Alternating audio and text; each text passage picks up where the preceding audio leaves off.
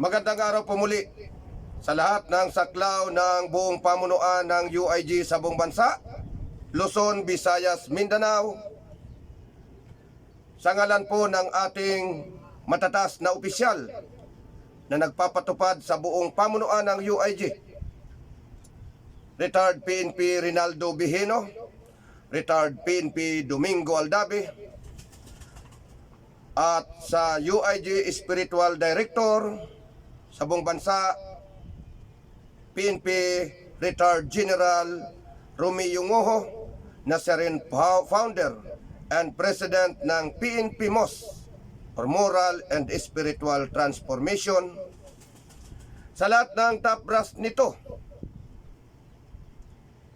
Director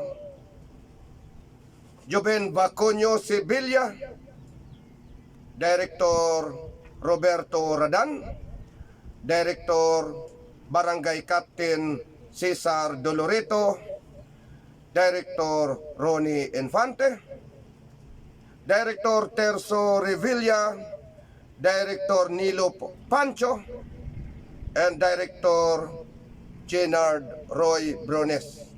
At ang National President ng pamunuan ng Unified Intelligence Group, Dr. Mario Rota Doloreto.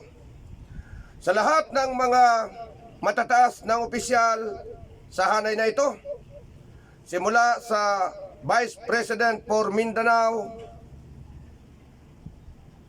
Vice President for Visayas, and Vice President for Luzon, sa lahat ng mga regional directors, provincial directors, city directors, municipality directors, and district directors.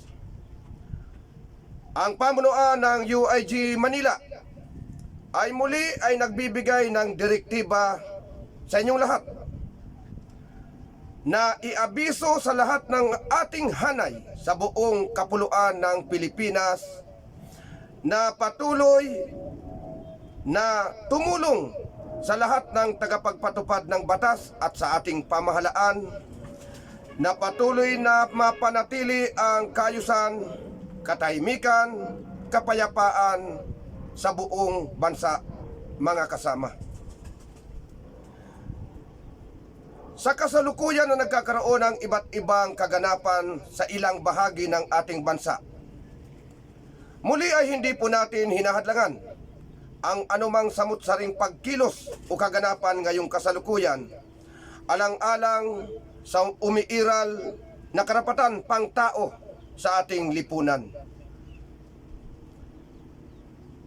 Nagkataon, kailangan po natin bilang tayo ay may mga sinumpaang tungkulin na tumulong sa lahat ng tagapagpatupad ng batas sa buong bansa at sa ating pamahalaan, ay kailangan manatili sa ating mga balikat ang mga tungkulin ito, alang-alang sa ating sinumpaan tungkulin,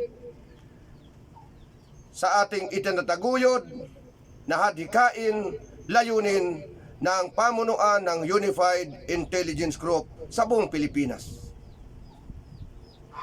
Muli mga kababayan, at sa lahat ng saklaw muli ng Unified Intelligence Group, sa ngalan ng lahat ng namumuno nito at tagapagpatupad, ito po muli ang inyong lingkod, Dindo Barcelona Lacostales, the Commanding General and one of the founding chairman ng UIG here in the Philippines.